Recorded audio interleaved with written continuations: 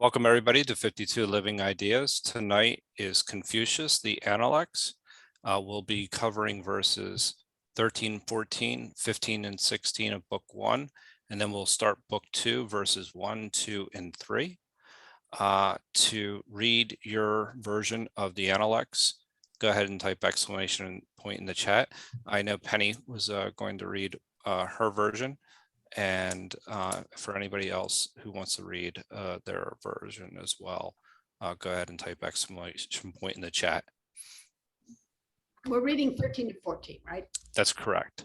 No, 13 and 14, I think. Right? Yeah, that's what she said. Yep.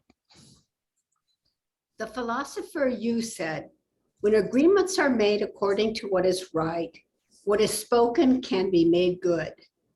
When respect is shown according to what is proper, one keeps far from shame and disgrace.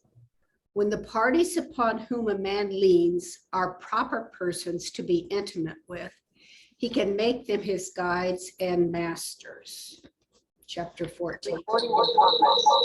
The master said, he who aims to be a man of complete virtue in food does not seek to gratify his appetite, nor in his dwelling place does he seek the appliances of ease. He is earnest in what he is doing and careful in his speech. He frequents the company of men of principle that he may be rectified. Such a person may be said indeed to love to learn. Thank you, Penny. So next up, would Will or James like to read their version? Go ahead. Okay, yeah, I have the same translation by James Legge. Yeah. Okay. So this was 15 and 16 is next? Yes, actually, if Will has a different translation, why don't we have Will read, since it may be just a different spin on it. Is that okay? Certainly. Thank you. Will, do you? I believe you do have a different translation. Yeah, okay, go Yeah, ahead. yeah. Okay, here we go. Master Yo said, trustworthiness is close to rightness, and one can keep one's words with it. Respectfulness is close to ritual propriety, and one can keep shame and humiliation away with it. In addition, if a person does not lose his family's faith, he can be esteemed as a role model. And then chapter 14.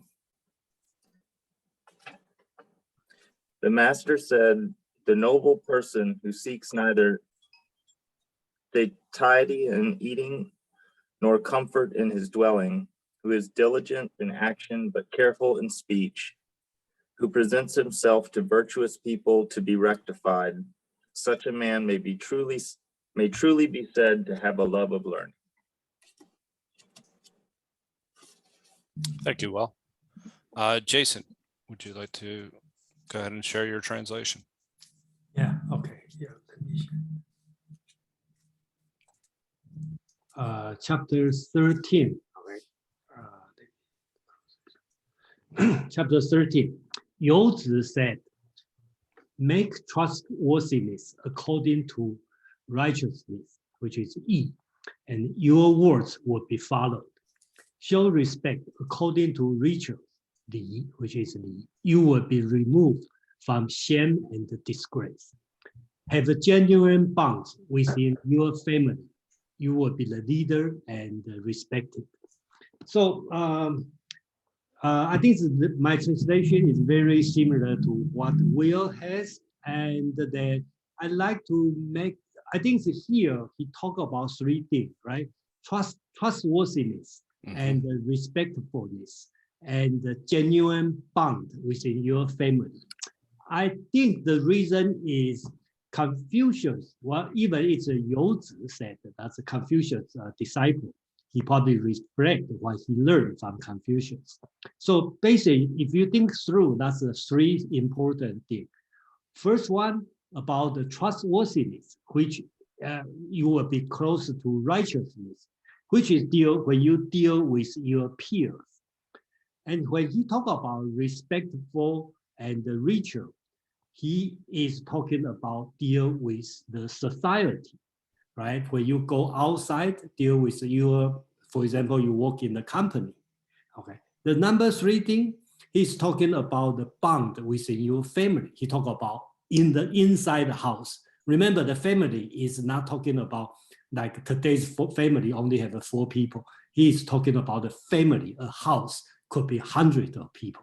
So that's Youzi, which is reflect what he learned from Confucius about these 3 things. Chapter 14. Okay, this time is master, the Confucius said. The master said, a Junzi, which is Confucius' role model, a Junzi does not seek food to fill his belly, nor comfort in his residence. He is apt in action and prudent in speech. He accompanies those who act by the Tao and rectify himself. This is called eager to learn. The last word, eager to learn or love of learn, is an important concept in Confucius' teaching. So you should have, through your lifetime, you should eager to learn or love of learning. So that's an important concept in this one. Even more important, so here's Confucius' emphasis on your kind of a typical Christian morality, right? You don't seek for the joy in the living, in the food, and when you behave, you should be apt in action and prudence in speech. In this way, means you eager to learn. In Confucius, learning usually, or knowledge usually means moral knowledge, and learning, you learn the moral lesson. That's the Confucius. Yeah, thank you. Thank you, Jason. Excellent comments as always. Now, to share your thoughts on these 2 passages, go ahead and type exclamation point or raise your hand virtually. We'll go ahead, Madeline. Yes, thanks, Joe. Thanks, Jason. I liked in 114, I was very struck by that penultimate line. If Jason, if you can put your translation back up on the screen. Recording in progress. Yes, okay. He accompanies those who act by the Tao and rectifies himself. It really is very, very beautiful and very neatly put. Very succinct, and just makes perfect sense. I think we have a million different sayings in English about that. And yeah, so that was really great. Thank you. Yes, thank you, Madeline, as well. One of the things that actually, stuck out to me, or, and Jason, you had actually talked about it, is the importance of trust and trustworthiness in the sense of how important that is to the social fabric and our relationships in society. In order to have this entire society to run on, and we've talked about this in the past, even we mentioned it in the Tao, in order for a society to be able to function economically and just even in the sense of how we interact with each other, there has to be a high level of trust that in making a transaction, that your word actually counts for something. So there's the virtue of justice is clear to me in number 13. Go ahead, Will. I see you type exclamation point in the chat. Yeah, thanks. Jason said there was that love of learning was a big concept in And I wonder if you could speak more to that, because the sense I get from 114 is that learning is not like learning from a textbook, like that it's more like learning to ride a bike, like it's an experiential kind of learning, like learning this through practice, maybe how to be a junzi. That's the sense I get. But if Jason could explain that love of learning concept, thank you. Yeah, that's a great question. Yeah, Thank you. thank you, Will. Yeah, it's important that when Confucius talk about learning, he is not talking about learning to bike or learning to ski, swimming, this kind of thing, and even not to learn Platonic philosophy or learn to read, let's say Dante's. Okay, he or learn the Einstein's relativity. He does not mean this. He means learn how to be a person. Okay, so when you talk about learning, he's talking about the moral learning. When you talk about 智, which is knowledge or wisdom, a lot of time he means the moral knowledge, okay, how to behave, this kind of thing. If you compare to Greek philosophy, when you read Plato's dialogue, right, he constantly talk about the four virtues, right, the wisdom. Right. So the wisdom actually in Greek, he is not using Sophia, he's using phonesia, right, which means practical wisdom. How to, this kind of thing. So it's similar to this kind of thing. He is not talking about Sophia. He's talking about Sophia. He's talking about phonesis, this kind of concept. How to, okay, this kind of thing called wisdom. And of course, when you learn it on that. But Confucius doesn't exclude to learn the classic book, right? I think in chapter 6, he talking about if you know how to be filial piety, 孝 to your parent, be respectful to your senior, right? And then you have extra time, have spare time, you can learn the literature. So he doesn't exclude this one, but the foundation is you need to know how to behave, how to deal with your family, how to deal with your peers, how to deal with your superiors. And then if you have a spare time, you can learn the ancient text at that time, you know. Yeah.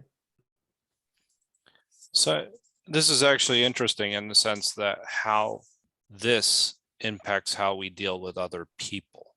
And you mentioned that the idea of a house, a family, or I'm sorry, a family meant hundreds of people. Could you just expand on that a little bit? Yeah, okay. That's first we assume Confucius is talking to not the farmer. Well, at that time, even the farmer at that time, you know, they are living house probably is not like 5 people, probably have over 20, because at least 3 generations, right? 5 kids, 5 sons, and 25 grandsons. Okay. If they live together, that would be like 30 people.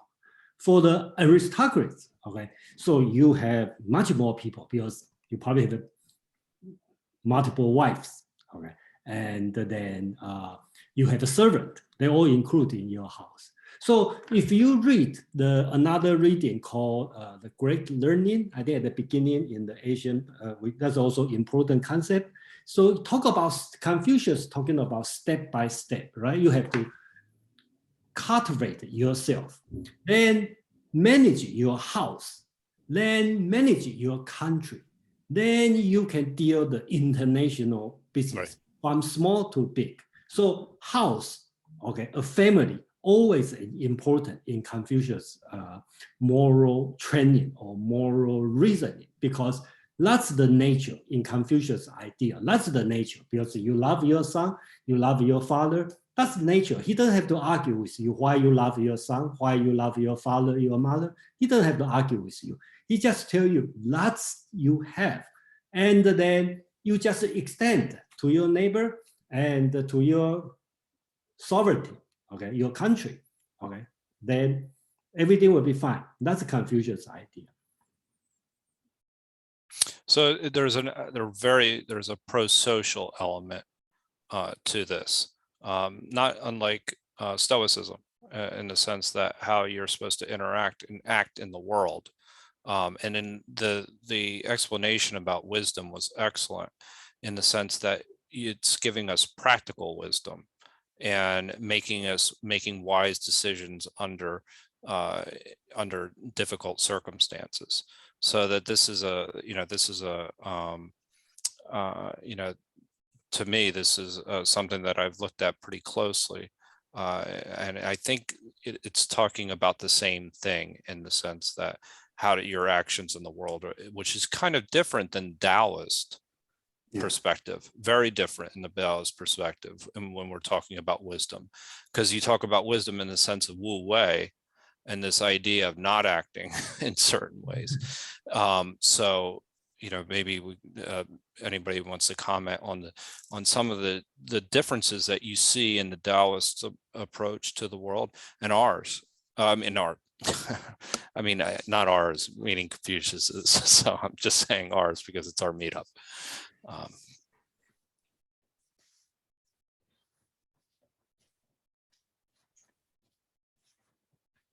If not, that's okay. Or Brian, a lawyer should have an opinion on this. Oh, yes. Well,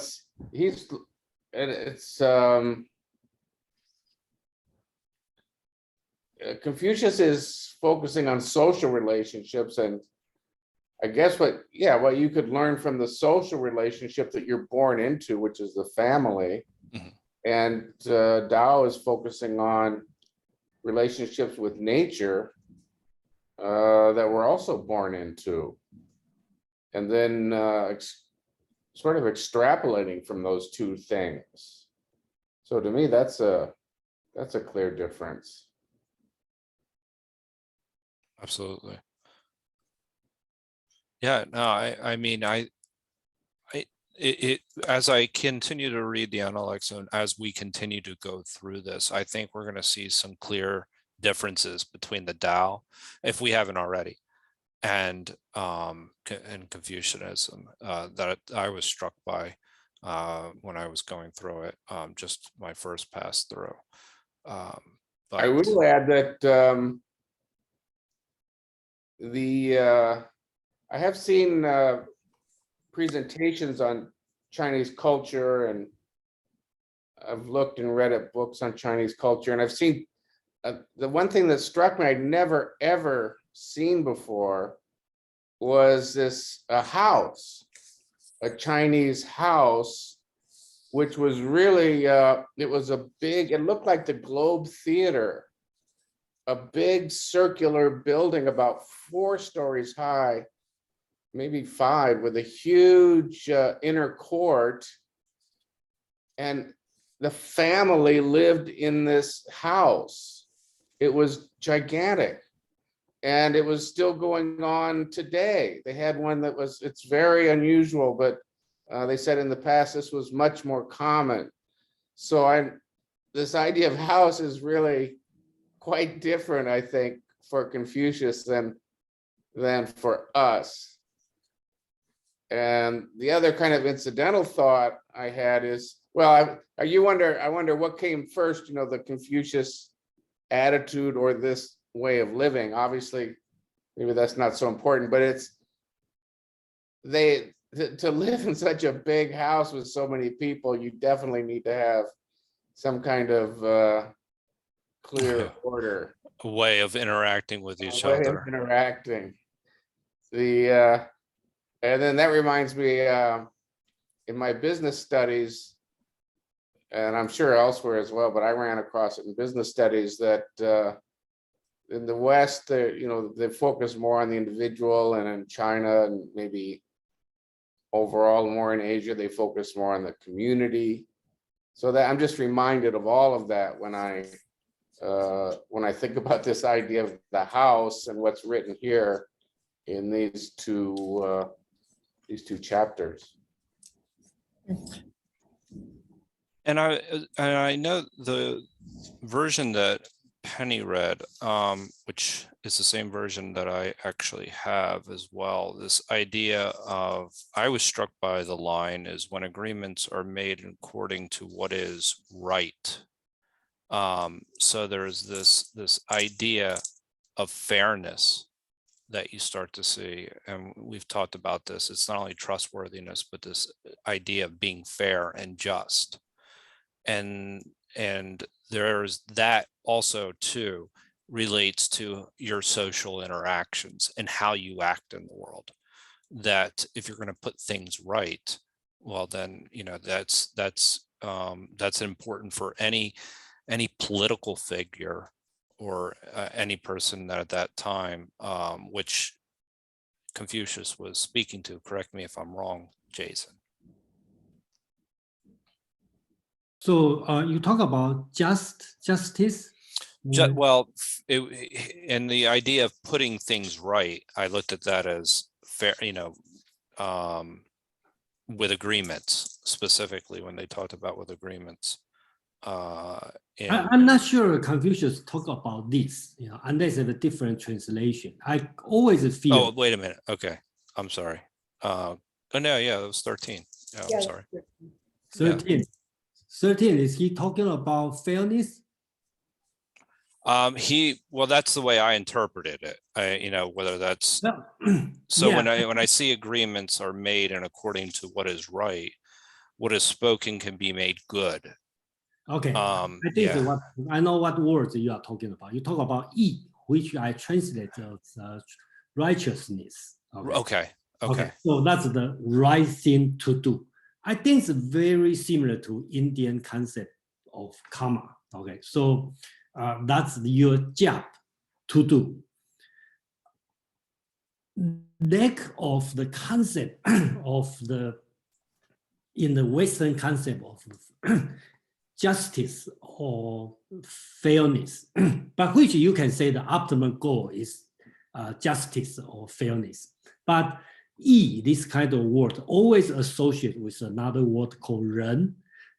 These two words are kind of like highest moral standard in the Confucius teaching, 人 and 义. Confucius focus more on 人, and the Mencius focus more on 义, which is the right thing to do in this way. So that's the only thing I can say based on you say. So at least I don't see the concept of fairness or justice in the sentence. But we don't deny that, because nobody will deny, we don't do justice or we don't do fairness, right?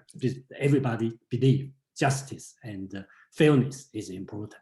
But I just want to say the word 义 means right thing to do, your obligation, your moral job. So your duty. Your duty. So yeah, so there's much more in line with the idea of duty than it is, say,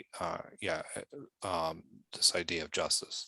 Yeah, okay. I think in the next section we will talk about this kind of thing. Okay, you talk about Confucius put the two things together. You may feel weird. Okay, you talk about you see some writing, you didn't do it. Okay, it's wrong. If you worship other people's ancestors, that's also wrong. Okay, so you will see how come you put these two things together? But if you understand the meaning of 义, which is something you obligate to do, okay, you have to do it, but you don't do it wrong. Worship other people's ancestors, okay, is not the thing you obligate to do, but you do it, that's also wrong. So if you put these two together, you start to understand why Confucius put this kind of worship and the right thing to do, okay, together, or fairness together. That's the reason, because I think that's the concept here. Very good, thank you. So I have Will, followed by James, then Brian. Yeah, I wanted to just, I have two commentaries on, and in number 13, they both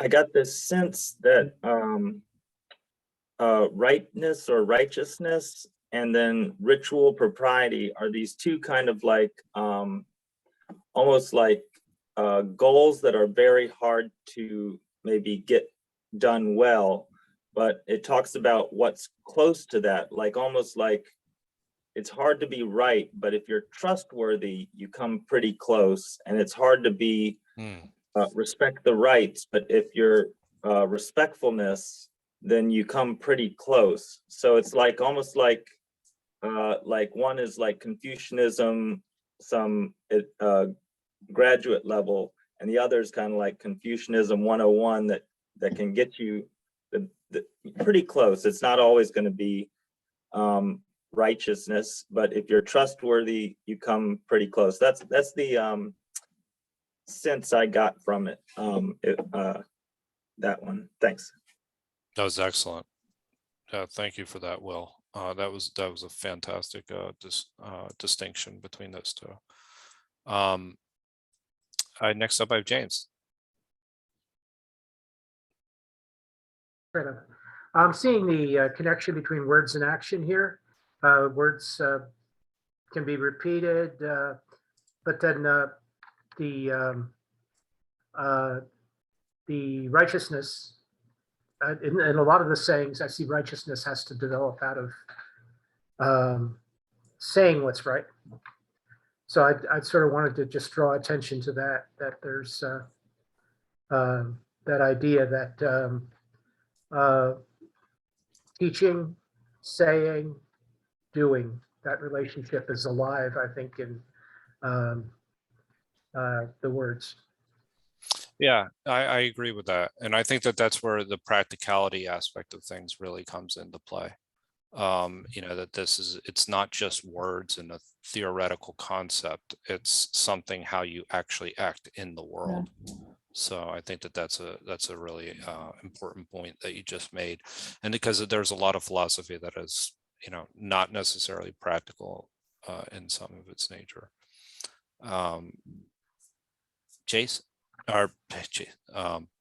Brian. I have a preliminary question and then a comment. Did Will say who did his translation? Forgive me. No, I didn't ask. Will, could you, if you're there, could you go ahead and share? Yeah, I have one that's it's 4 books out, and it's not even through all of it, but it's by Hyung-Kyung Kim, and it's a Korean commentary that's been translated.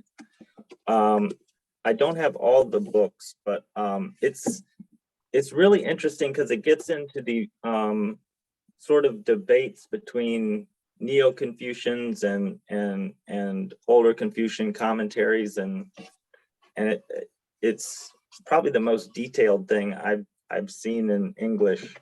And then the translation by An Ping Chen has a commentary for each verse. When did you read? What's that? Which one did you read? Oh, the one I read was the Korean the Analects by Hyung-Kyung Kim, the Analects of Dasan. Dasan is the Confucian scholar from Korea. Thank you. Yeah. So I just want to comment briefly on this idea of justice and even wisdom. I like the justice actually is a word in English, it's applied in different ways, but Sure. It comes from the Emperor Justinian, because he came up with a rather detailed, he was the late emperor of the Eastern Roman Empire in Constantinople. I think he was a successor to Constantine, and he reunited East and West. So he's a very late, he briefly reunited East and West empires of Rome. That just shows you it's very late. And he came out with a very detailed and rather, some people think harsh or draconian set of laws. Mm-hmm.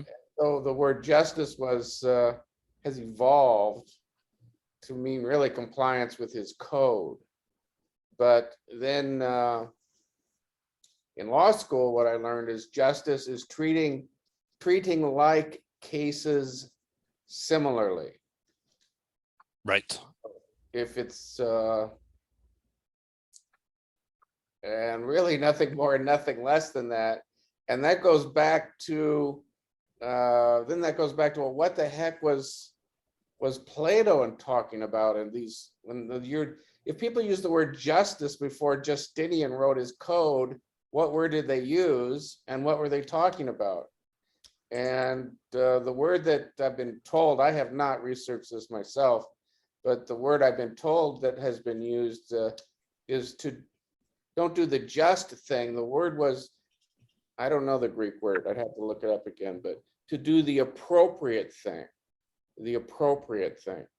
So people were talking about doing the appropriate thing before things became a little more legalized and highly structured, and then they started talking more about justice.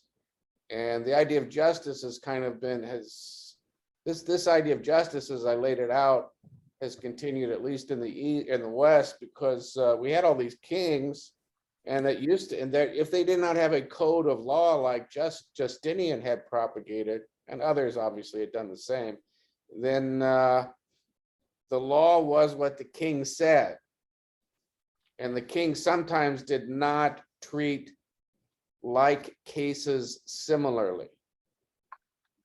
And that would not be just. So they started writing down all the decisions the king made and kings made. That was the job of the secretary. The secretary was called the chancellor.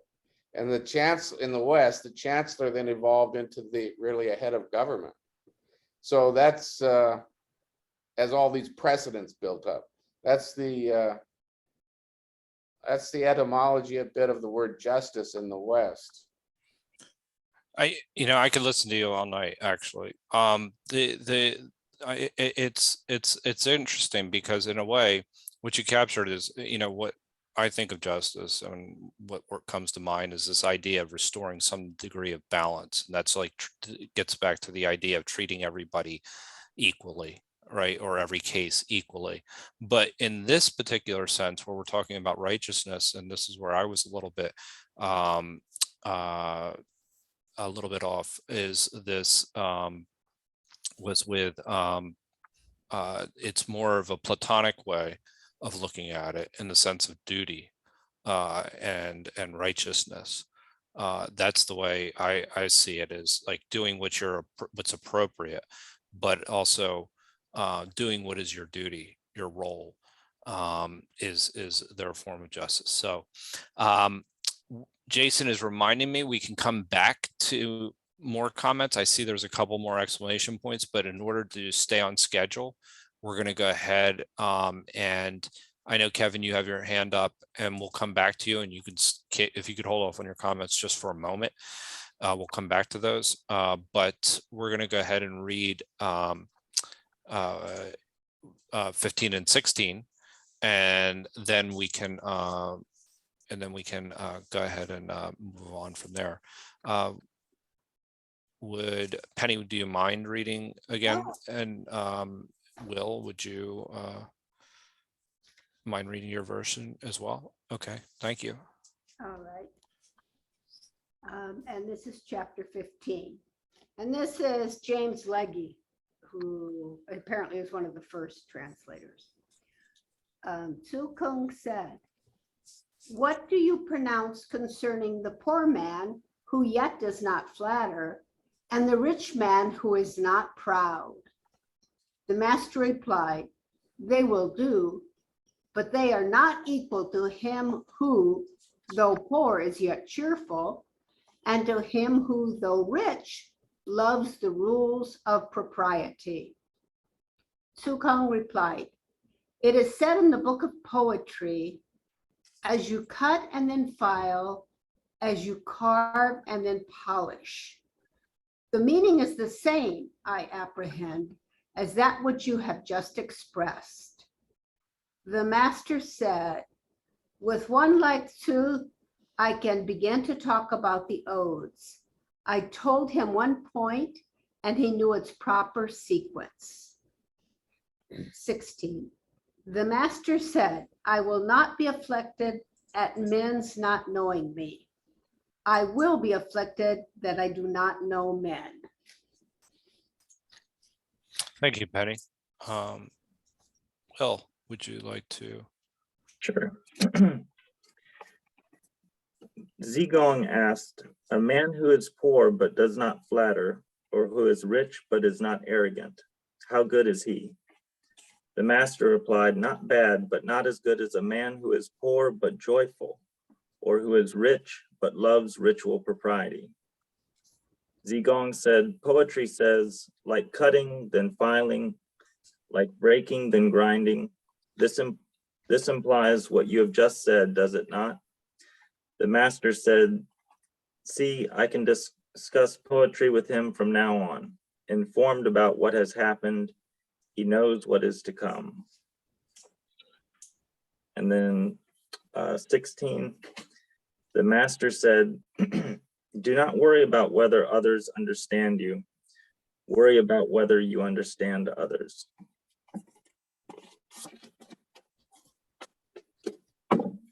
Excellent. And which version was that? Just so. That was the Analects of Dasan. Thank you. So, Jason, go ahead. Yeah, thank you, Will. You know, when you got chance, can you share the your The link. translation? Yeah, the link. Yeah, I was going to ask the same thing. I say it's very good. What inspires? When I say very good, it's very surprising, very close to what I will translate. So that's why I call it good.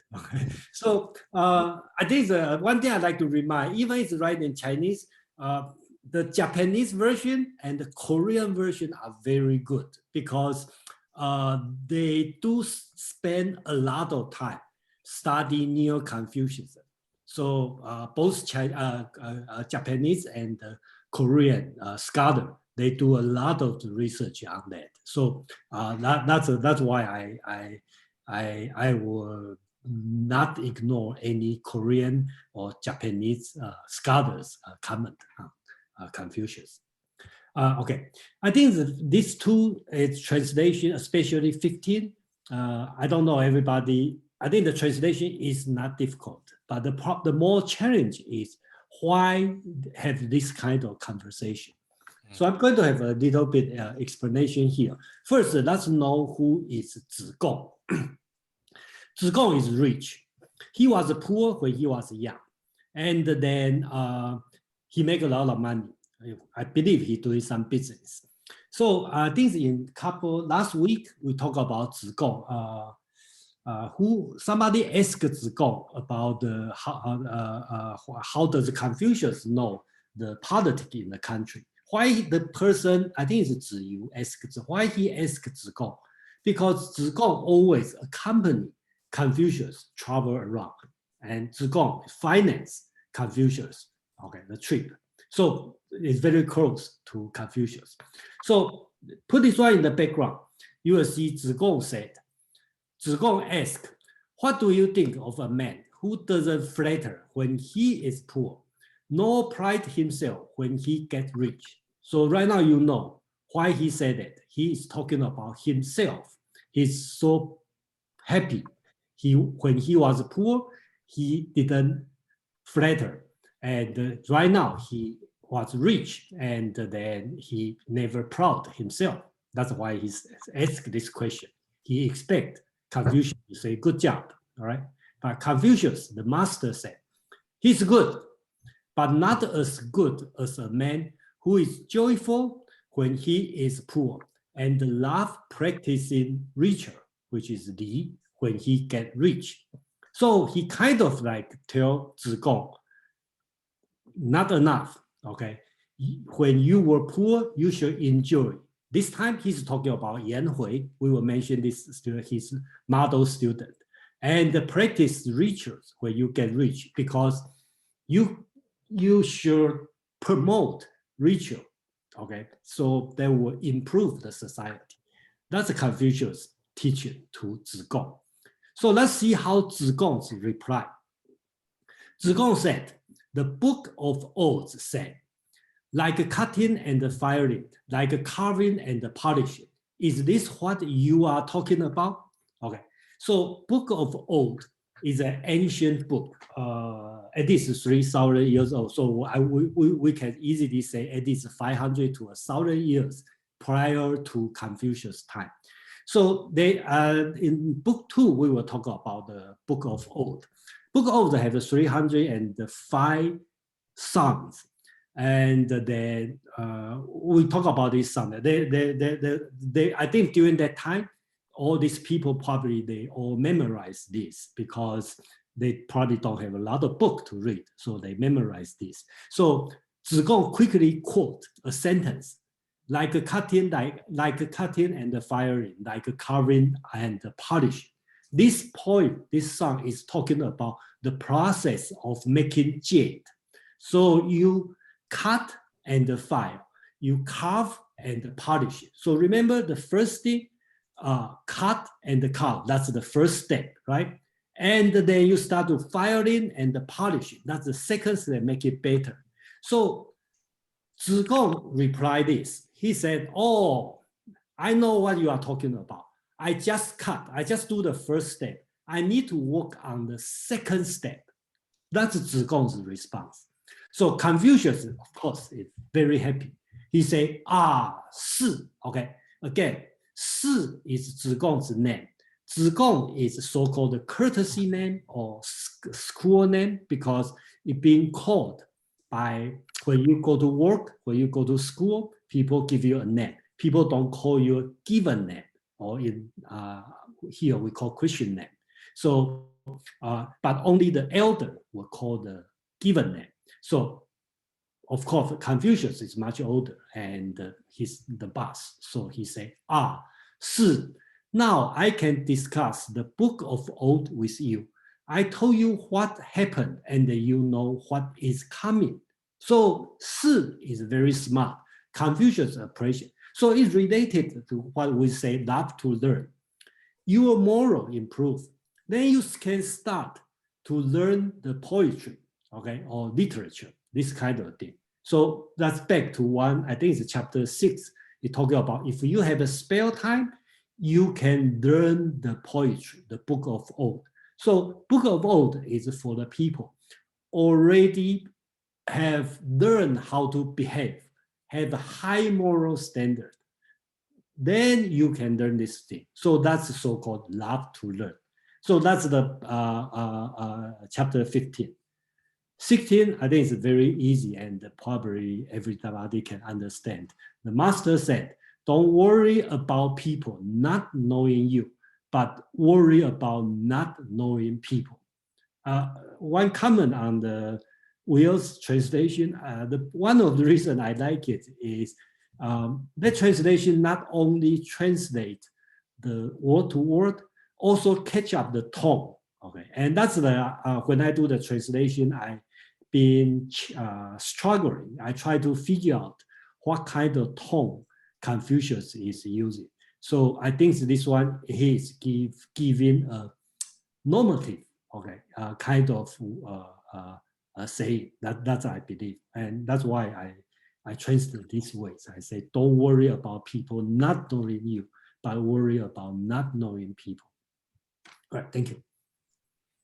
Excellent, Jason. Thank you for that. There's a lot to unpack there. Go ahead and type exclamation point in the chat to share your comments on Jason's commentary.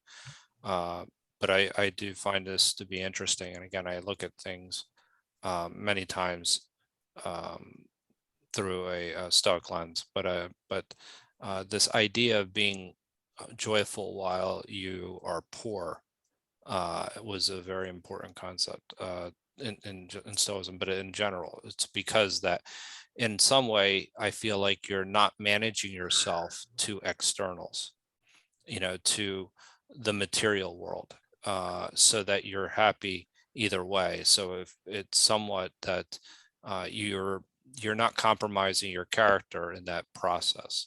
That's one way to view that particular passage. And in that you're not prideful. So that was a very interesting takeaway.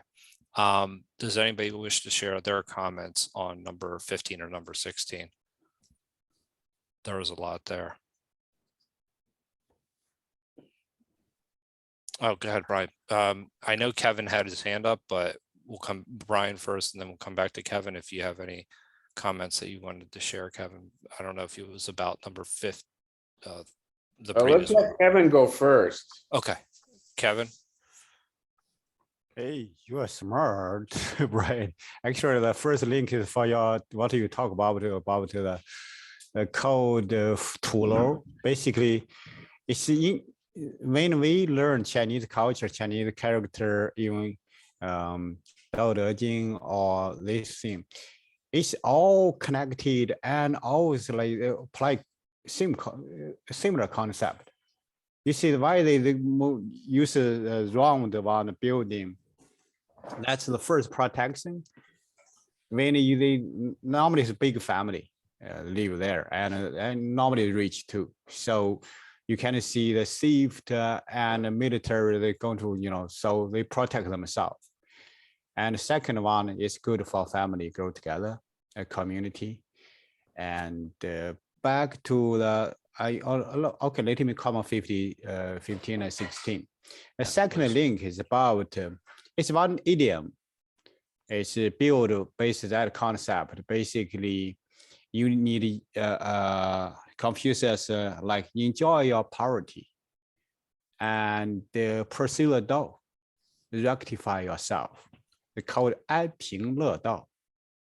Direct forward. You're talking about 15 right now, right? Yeah, I'm sorry. Yeah. 15. You're right. 15 is a forward. 安贫乐道. Basically, the idiom. That's one thing.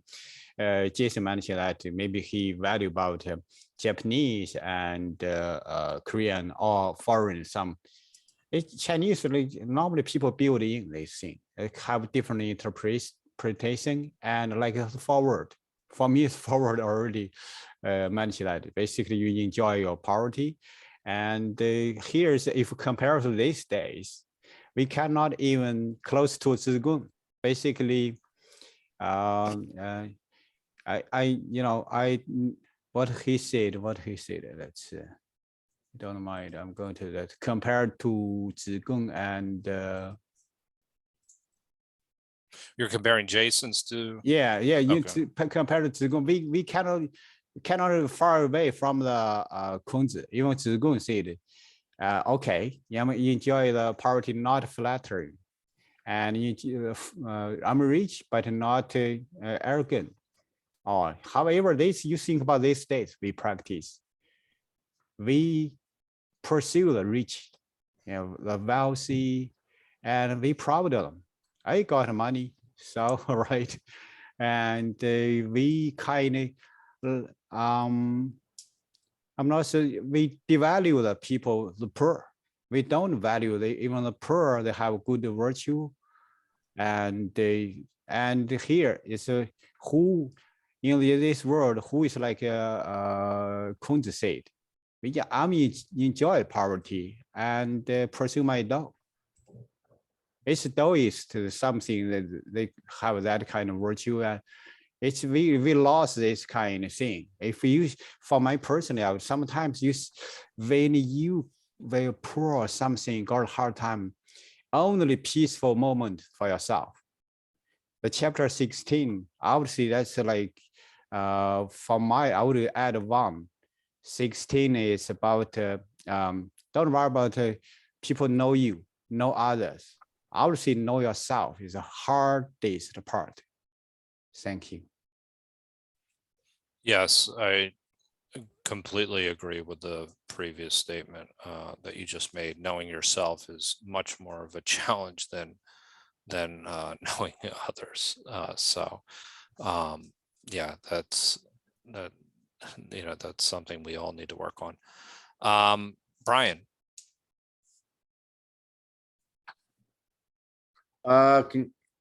Yes, I agree with that last comment. It's- Was brilliant from Kevin, and know yourself.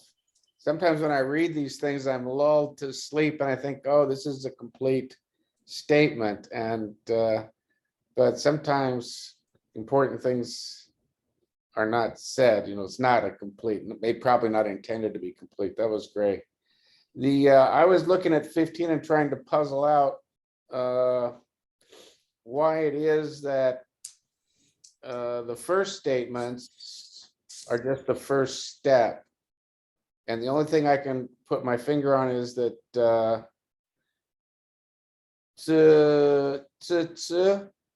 student is talking about what not to do.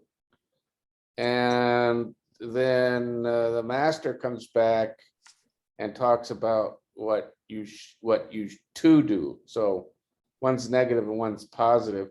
The other thing is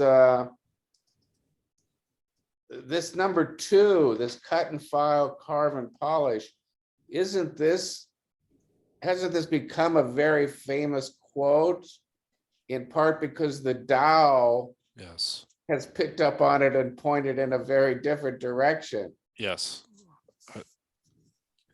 I was thinking the same exact thing. Yeah, keep going. I'm sorry, I didn't mean to interrupt. Comment on the 15. Were you done? I cut you Yeah. off, I felt like. Yeah, I'm done. Yeah, I was thinking of that as well. I mean, when I initially actually read it too, I took it as something as a little different, that always moving towards virtue. As you cut and then file and then you carve and then you polish, the meaning is the same. I apprehend as that which you have just expressed. I looked at that as a process. I don't know if that's the best way to look at that, as a process of continuing to strive towards virtue. But I could be a little bit wrong on that. I agree with that. I think, but the continuing striving is, you go beyond not flattering towards being cheerful, and you'll go beyond not being proud towards loving the Tao, I guess, the rules of propriety. Right.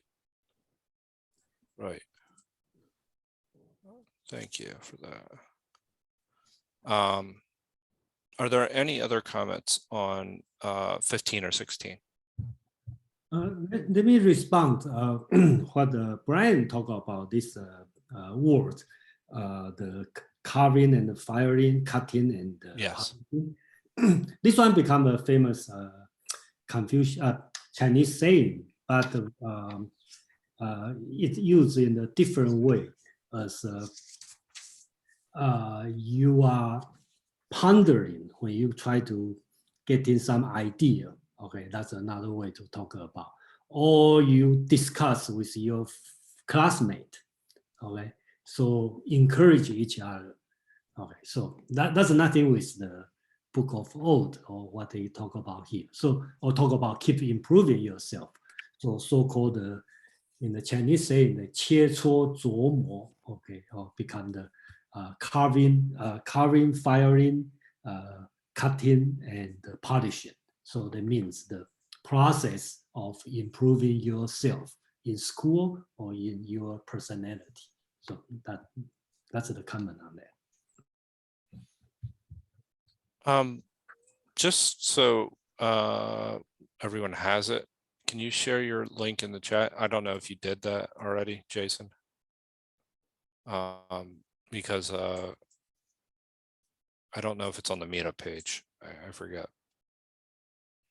But are there any other questions or comments regarding 15 and 16? If not, we can start chapter 2, because I think that that's actually going to be a very interesting discussion. And I think it's going to lead to, a lot of people's expressing their opinions. At least I hope so. Oh, Kevin, go ahead, please. Just a quick point about the 切磋者网, like Jason tried is cutting and filling. This is using we cut wood or something like you're filling, use make a mod or something, filling something. This is like a practical in the material world. However, you see this word, we use if we practice Dao or practice yoga or something physical. We talk to each other, share each other opinion about it. That's about 切磋. You see, that's a lot of Chinese way think about. It's connected. It's from physical worlds talk about that, but in the mind we still call it 切磋. And another one is 琢磨, right? The carve and cutting. Yes, so that's the same thing. Basically, you wood or something, you in the physical world, metaphysically, you can use it in your mind.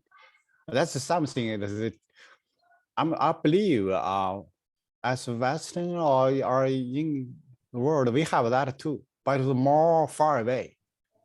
And even Chinese modern days, we lost this part from a physical, metaphysical way, extended meaning and multiple meaning. But you think about it, it is like you want to be the great carpenter, you need to keep doing it.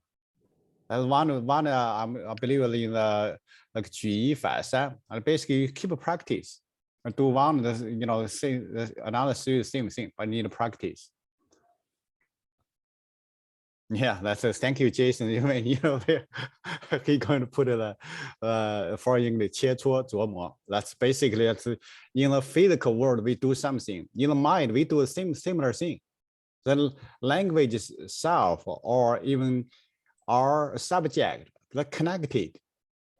In the modern days, we prefer accurate, yes or no, very specific. That's one way to understand knowledge. Another way, you can abstract and get some common meaning and practice. Thank you. Thank you, Kevin. Penny. Okay. I just wanted to say, like at the end, the last chapter in 16, when he was talking about, don't be concerned if people don't recognize you, but if you don't recognize people, he's returned almost to the same theme of chapter 1 at the very end. And my translation says, is he not a man of complete virtue who feels no discomposure, though men may take no note of him? So it's like the first part, you should not be concerned if people don't recognize you or see your virtues. Right. Well, and that's an important idea, is that you're not doing it to be noticed. You're doing it for the right reasons.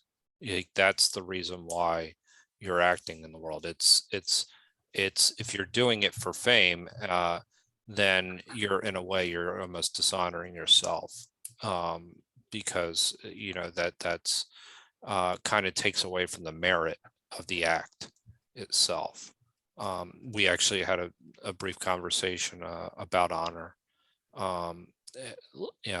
last night, and that the idea of self-respect comes in with that, and dishonor, obviously the idea of dishonor comes up with that as well.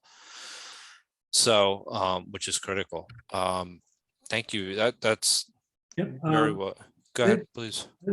Thank you, Penny. I think thank you. A very great comment. I didn't think about this. Thank you so much, because I also wondered why he put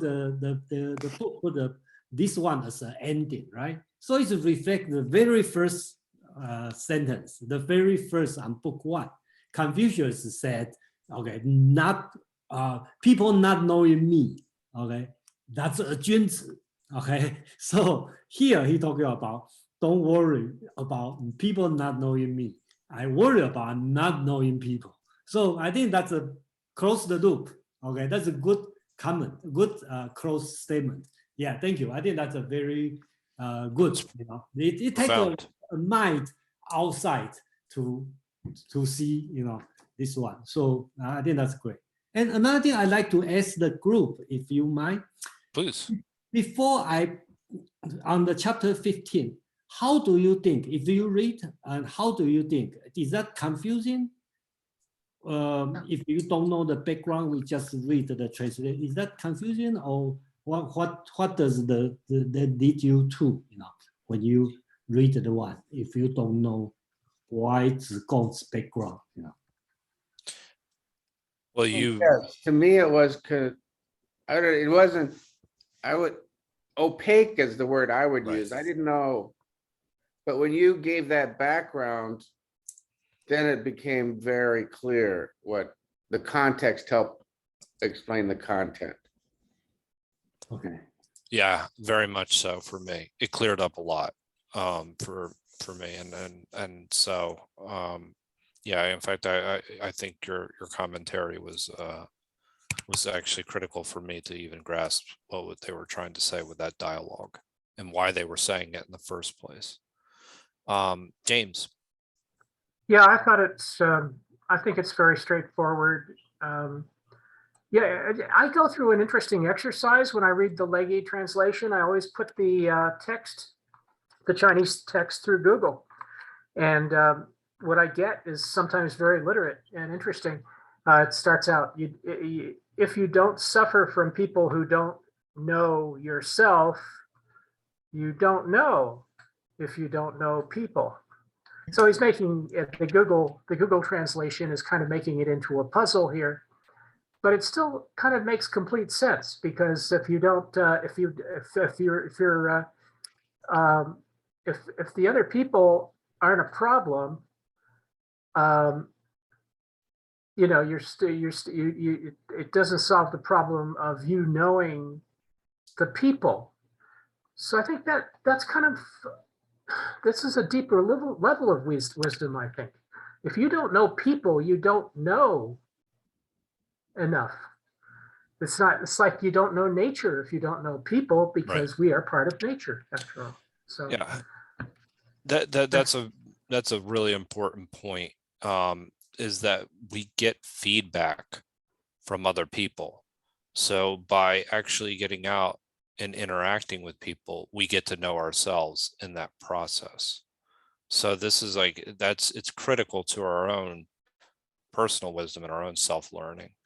So yeah, that is true. It's otherwise, you know, if you're not out in the world, then you start to believe your own thoughts and your own biases and things along those lines. So it impacts you if you don't know other people. That it's a very, very profound statement and a very important one, in the sense that it shows you why you interact with others. You learn from them, and then you understand yourself better in that process.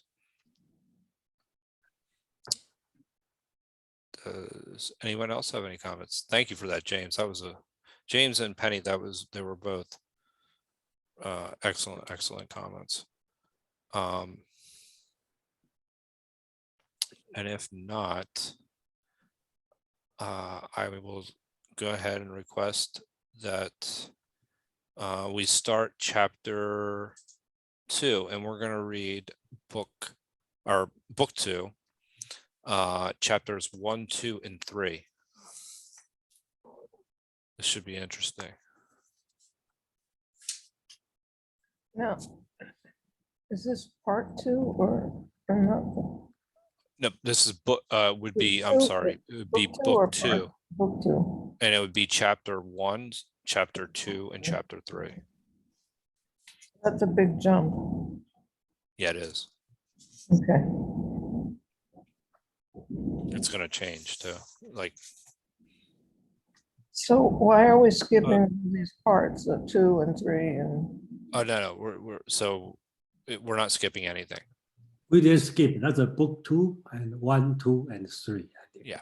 There's book, I don't know, mine has parts 2, 3, 4. Goes So- on and on before it gets to book 2. The book one end at 16. At 16. I don't, see, this thing that I'm looking at doesn't look like that. It's, So that's okay. it's- So, I don't know where I am here, sorry. okay, no problem. So we'll Laura, do- I think they're in, you'll be looking at the ones that are in sequence from what we just read. So what we just read was number 16 of chapter 1 or section of book 1. What Yeah. we're not going to read is going to be the beginning of the next book, which will be the next one in sequence. Okay.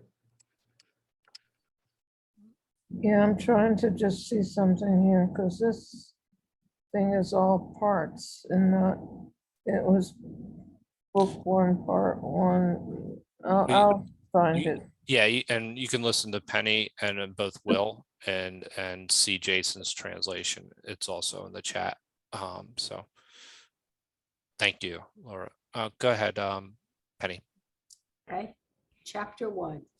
The master said, "He who exercises government by means of his virtue may be compared to the North Polar Star, which keeps its place and all the stars turn towards it."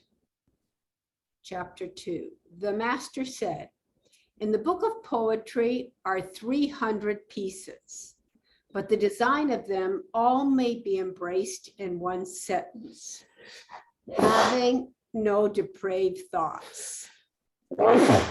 Chapter 3.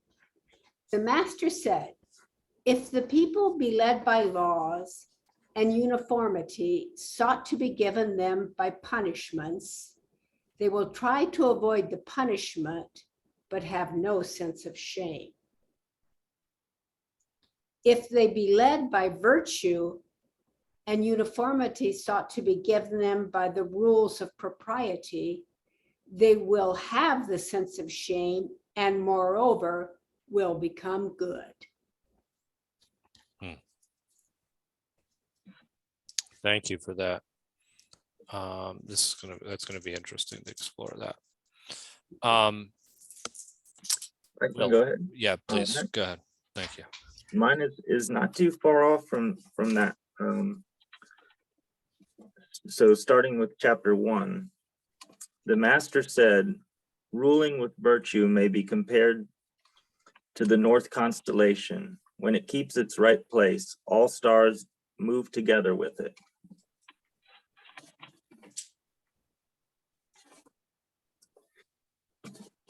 Book 2, chapter 2, the master said, the 300 poems in poetry can be judged with one phrase.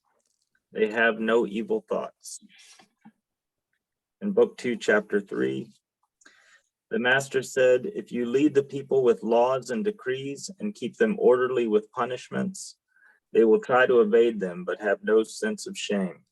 If you lead the people with virtue and keep them orderly with ritual propriety, they will have a sense of shame and be inspired. Thanks. Thank you for that. I really do like that translation. It is very good, very clear. So next up, we have Jason. Okay. First one, 2.1. The master said, he who governs by means of virtue will be like the North Star, staying in its place while all the other stars turn around it. So I think this one is simple, right? And a lot of Taoism thinking here. So as a ruler, you rule with Tao or with De, which is virtue. He used the word, I trained De, which is Dao De, Jing's De, okay? So you use De, and then you don't have to busy around, busy all day. You just stay there. Everybody just surrounding, they will move by yourself. He's talking about the North Polar Star, right? So everybody know that means. So that's his metaphysical moral teaching in this way. Number 2, I think this one probably need a more explanation on this one. Again, that's the second time Confucius talk about the Book of Old. That's I translate as a Book of Old. let me give some background of the Book of Old. This one is an old book, and they have the 305 songs. And how does it create it? It's like this. It's like, I think it's 500 to 1,000 years before Confucius' time. If you think about like in the ancient time, as an emperor or the king, you want to know what's going on in far away. How are you going to know it? No pen, no, of course, no internet, no computer, no telephone. And most of people are illiterate, okay? How are you going to, and the people travel there and come back, they probably die, you know, for some reason, the accident. So the way they do it is they remember the song. So they go someplace and they either write a song or learn the song in the local, in that place, and memorize. And when they come back, they sing in the royal court, and they have the people write it down. So over hundreds of years, they collected all these songs. There's a 305 songs. So they become one of the ancient, one of the ancient document. So this one and the Book of Changes, probably the oldest and the foundation of all Chinese literature, culture, philosophy is from the Book of Change and the Book of Old. That's the very, very old thing. So they all familiar with all the people who learned the probably the first book, second book, they have to learn is memorize this. So if we want to compare what in the Western world, okay, it would be very similar to the in the Old Testament, the Song of Songs. So when you read the Song of Songs, you will see like all the love, kiss the lips, you know, even describe the skin, the breast, you know, the eye. So it's a love song. But in Christian interpretation, sometimes say, no, don't think about this. That's the love. Talk about Jesus' love, right? That's the way. Very similar to this situation, okay? The song is very original. Sometimes the very first one talk about the birds singing and the gentleman start to think about the beautiful lady. The traditional Confucian scholar will say, no, it's not talking about pursuing a beautiful girl. They are talking about pursuing a virtue because the girl, beautiful girl represent a virtue. So a gentleman will pursue the virtue. So that's this kind of situation, very similar to when you read the Song of the Songs, right? The same situation. So here, Confucius, from nowhere, just this sentence. Confucius said, the master said, there are 300 songs in the Book of Odes. They are embraced in one sentence. Their thoughts are without evil, which I put a quote, sincere. Okay, there's some, need some interpretation here. Confucius called, in the Chinese word called 思无邪, okay? This one has been used for 1,000 years. And these three words, actually Confucius is quoting a sentence from the Book of Old. And I just copy out the Book of Old here in this part. That's the original song Confucius quotes. Okay, if you look at this one, you don't need to learn Chinese for many days. As long as you know a few words, you probably will notice this song is not talking about moral. This song is talking about horse. If you see a lot, there's a lot of horse here. They talk about 16 different kinds of horses, actually 16 colors of horses. And this word, there's no evil thought, or their thoughts are without evil, actually is the horse herd, okay? The herder, the person who is having the horse, he is expecting his horse going straight, don't go opposite, okay? Don't go to other way, when you go straight. So that's he said, 思无邪, that means I expect the horse going straight. And the Confucius quote this sentence, say, okay, that means, I don't know what Confucius meant. He just quoted the words, but the later on people say there's no evil thought in the whole book. But I'm not sure, is that what Confucius meant? Confucius just quote this word, which originally described the horse. The owner expect the horse go straight, don't go the other way. So I think that's this sentence means. Okay, so that's chapter 2. I hope it's enough on chapter 2. And chapter 3, the master said, again, that's the same thing. It's talk about the virtue, same as chapter 1. The master said, if you govern the people, okay, when he say you, okay, basically he's talking to his disciple. And remember, his disciple, there's only goal they want to do is the disciple is different than Jesus' disciple, right? Jesus' disciple, I don't know what's the purpose they follow Jesus, but Confucius' disciple are different. They have a purpose, political purpose. They want to get a government job. They want to get a job. They all want to get a job. Okay.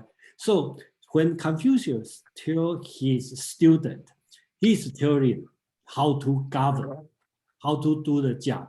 So he said, if you govern the people by the way, okay, which is Tao of policies,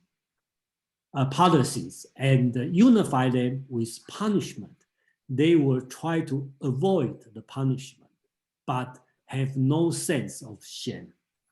If you govern them by the way of virtue, which is the, and unify them with rituals, the, okay, they will gain their own sense of shame and thus fulfill their roles. Okay, so the last words I need to explain a little bit. Okay, so most of translation will call inspire, will be inspire, will be improve, will doing better. But I think this word means doing your own job. That means if you do use the virtue to govern the people, people will have the sense of shame. And then not only this, they will do their own job well. Okay. The reason I call this one is 格. Okay. If you look at the words, 格 means a small box. So why he talk about people will use as a verb being small box? Okay. So that means people will stay on his own box. Okay. And the small box doing his own job. So that's the concept of Confucius, the purpose of governing people. You want the people do their own job, don't transgress, okay, to do other people's job. Okay, so everybody do his own job. That's the purpose of governing people. So that's it. Thank you. There's a lot to unpack there. I mean, that's kind of heavy. Go ahead and type exclamation point. Oh, James, please, in chat to share your takeaways. Yeah, this is a really good section. The stars is beautiful because it sort of says that if you want a model for governance, the model for best model for governments is the North Star, because there's perfect order around it, and it just repeats a circular cycle of order. And this is the absolute, this star network idea is the best possible model for society to sort of like follow in a pattern, and in this network network pattern. The number 2, it's expressed negatively, but I got a hunch there's nothing negative in the original Chinese, and Jason maybe can correct me. But I thought of a book title. It's negative. It's negative. It is negative. Okay. No bad thought. Okay. Okay. Okay. Because I thought of a straight. Okay. I thought of a great book title on the other side, Thinking Virtue. So Dr. Phil should write that book, right?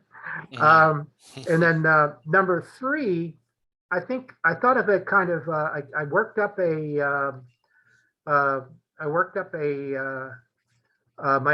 my own version based on political ideas. I see this as political brilliance.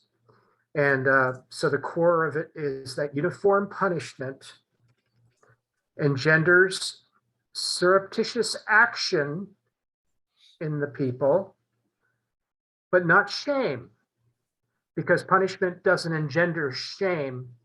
It merely means to be avoided.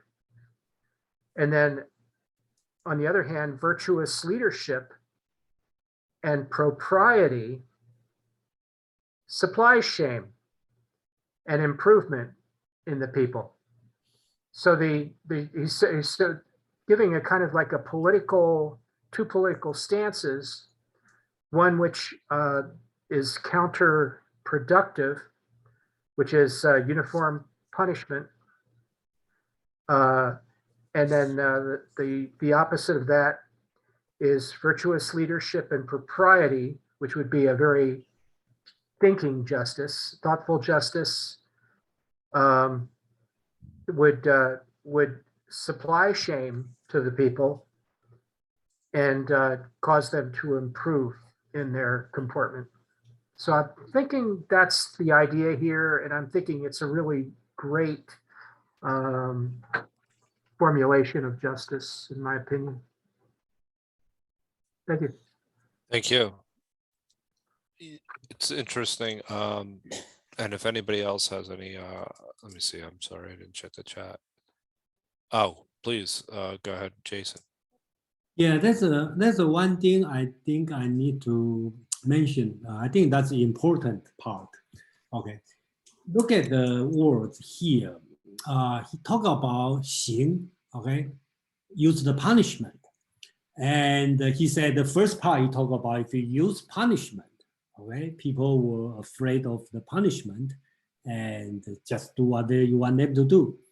And if you use the D, which is richer, and the people will stay on their own job, that's the better way. Okay.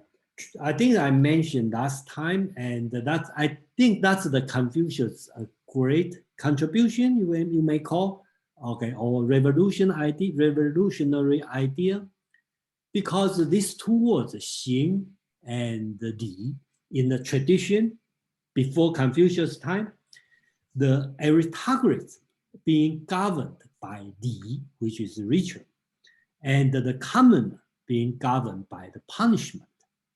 Okay, Confucius is making a change here. Okay, because I think that it's difficult to say that's a Confucius invention, but I believe during that time you can start to see the social movement, right?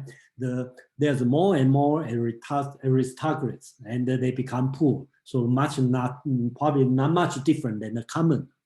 There's some commoner, they get, for some reason, they make more money. They wear beautiful clothes, behave well, looks more like aristocrats. So the boundary become blurred. So Confucius' idea is, well, we can treat everybody as aristocrats. Okay, that's why he called 君子, which is the lowest ranking of the aristocrats. So he wants people behave as 君子. So we govern these people, or we treat these people not by punishment, with D, which is richer. Okay, so if you can look at the other side of the word, which is egoism. Right, I was thinking about that. Different, right? They do the opposite.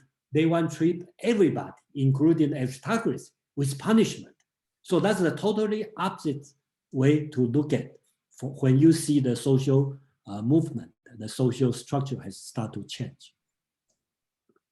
That's an excellent point. And thank you for your comments, James. It's been a privilege to have you here this evening. Maybe, Jason, can you expanding a little bit on this idea of legalism? Because that's what first came to my mind, is the distinction between legalism and Confucianism. And I was wondering if you can even, if you could expand a little bit on how they viewed human nature. in the sense that the way legalists, way Hanfei would view, human nature is inherently, corrupt, and whereas the way Confucius viewed it. Yeah, thank you. Okay, first, compared to Hanfei is probably it's not the right comparison, right? Because Hanfei is about 300 later after Confucius. But let's talk about after Confucius, the belief during the Hanfei's time, right? In the Confucianism, like Mencius, he believed human nature is good, right? Yeah, all have the tendency to be good. And another Confucian scholar, who is the greatest scholar in my opinion, okay, Xunzi, we talk about this. He believed human nature is bad. And when you see the good people, oh, that's because they fake, okay? So that's his common talking about this. So the Xunzi student become the legalism, okay? Because since human nature is bad, so we just use the reward and the punishment. So let's go back to this section, right? Traditionally, the punishment, so-called law, usually at the time, Chinese law, the usually is corporeal punishment, right? Mm-hmm. So they only use on the common. And the aristocrats, they don't use that. They use the ritual to control you, say you should behave this way, you should be this way.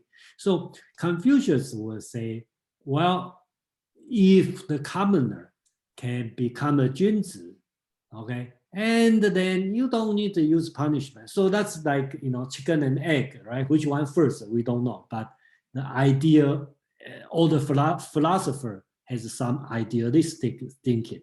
So Confucius will say, yeah, the people, you learn, you study, can do good. And in the same time, we treat them with ritual, not the punishment. Punishment is the worst choice. If we want to talk about legalism, they talk about, no, human nature are bad. They just like an animal, right? If you give them food, they just go to you. If you punish them, they just run away. They just do whatever they want to do to avoid punishment. Same as aristocrats, okay? They are the same thing, or no different. So they just use the punishment for everybody, including the prince, okay? Not the ruler, but all the. So that's the two different kind of concept if you have to separate them. Yeah. At least it was universally applied that you thought everybody was bad. It wasn't necessarily related to your personal class. But it's actually interesting that this is an area that I find to be very interesting, because then if you educate people, and if you're teaching them virtue, they can learn to be good, then that you have a vested interest in making sure they understand what good is, so that you do have a belief that, and that they will, out of that process, that they will develop shame, is pretty interesting as well. Because I don't know if I necessarily agree with that, but anyway, I don't want to keep talking about this, because I think there's a whole thing about the value of shame that we could go into, but I'll let Kevin make his comments first. Yes, thank you, Joe. For me, I understand this is the third one. Yeah, it's Confucius mentioned that if you only use rules of law or use punishment, you one thing you forget is about shameful. So that's why people, as individuals, when we do things, we know it's good or bad. We have basic judgment already. So if we only use the law, the people are going to try avoid it. So if you have used another way, use Dao and De, it's different. People use both, follow law, also have even high level if it De. So for me, I would say it's legalism. We don't use binary thinking, think about this stuff. That's mostly modern day. I would, for me, my personally, for rich country or rich world, we could apply the law. It's very efficient. For poor country, poor people use those, it's inefficient, expensive. So virtue come place, it's very efficient. The community government very, yeah, it's different way. Thank you. Thank you, Kevin. Will, great comments. I notice, or to me, it seems like the book of odes and I think there's also a book of rights. It seems like the attitude toward these ancient books is almost religious. Like they seem to be to Confucius like, and I could be wrong about this, but they seem like almost infallible. Like just they are unquestioningly almost perfect. And I don't know, that's interesting to me. And on the chapter 3, it seems like the answer requires sort of like the whole culture has to see the rights and ritual propriety as has to come together around that, and for that system to work, which also seems a little bit like religion, like you have to have sort of everybody has to be on the same page in that sense. Maybe that's not like religion, but Oh, no, it is. There is an idea of, yeah, I mean, there's an idea of ritual that's critical to religion. So, yeah, so yeah, that's all. Thanks. yeah, no problem. And I think in what you were talking about, this idea of it absolutely being this comprehensive work is important as well, as you know, that you can become very dogmatic in that process. So next up we have Brian. So I might have missed this. It might have been mentioned in passing, but in chapter 3, point number 2, in the Legge translation that Penny read, there's a reference to the rules of propriety. Yes. Is that the Tao? What is the rules of propriety here? Which chapter are you talking about? So Chapter this 3, verse 2. verse 2. Oh, I can go ahead and reread that if you would like. If they be led by virtue. oh, okay, okay. Yeah. 道之以德. Okay. I know which one I'm talking about. Okay, let me share the screen. I believe that's the sentence you are talking about. You are talking about this one, right? Okay, 道之以德. Okay, and my translation, I say, if you govern them by the way of virtue. Okay, so you can see I kind of translate with a lot of words, right? You govern them by way of virtue. Okay, it's equivalent to these 4 words, 道之以德. Okay, it's very easy to take it as Taoism teaching because you see Tao, you see De. Okay, so it must be Taoism.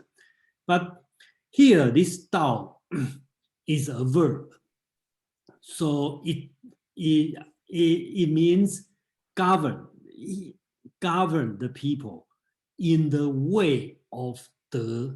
Okay, in the Tao of the. So in this time, this Tao is not higher than the.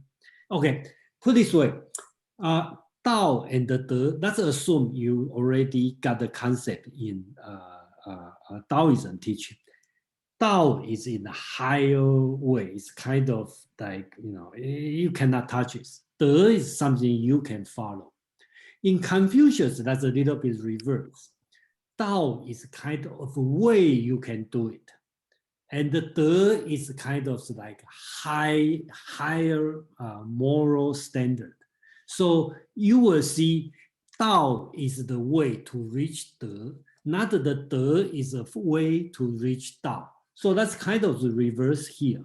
So here he talking about if you do a translation in a way, if I don't have to worry about the words, I can totally ignore the word Tao. I just say govern people with the, okay, that's what he means. Okay, so I think that's the part I think probably the difference between Confucian and Taoism, So I'm also interested in the word ritual that you translated, the li. In Penny's translation, it said rules of propriety.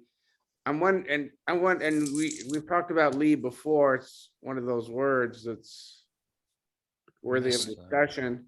Could I also include the English word custom in that? The customs of the people? Yeah, I will not reject about the custom, but not all custom, only the right custom. Okay.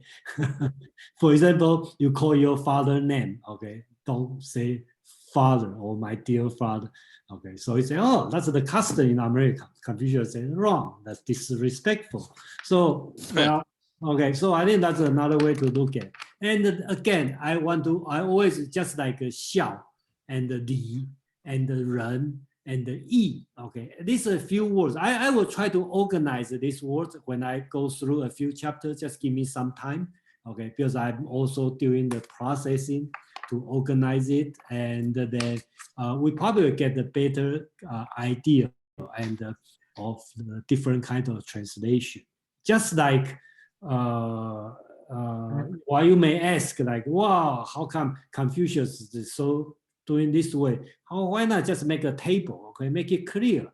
So yeah, he can do that, but he didn't. And a lot of scholars, okay, try to do that, but I don't see anybody do it a good job.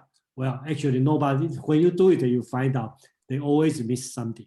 Just no different when you read, I don't know how many words, multi-million words from Plato's dialogue, right? You will say, oh, every dialogue talk about 4 virtues, okay, but why not just make a table?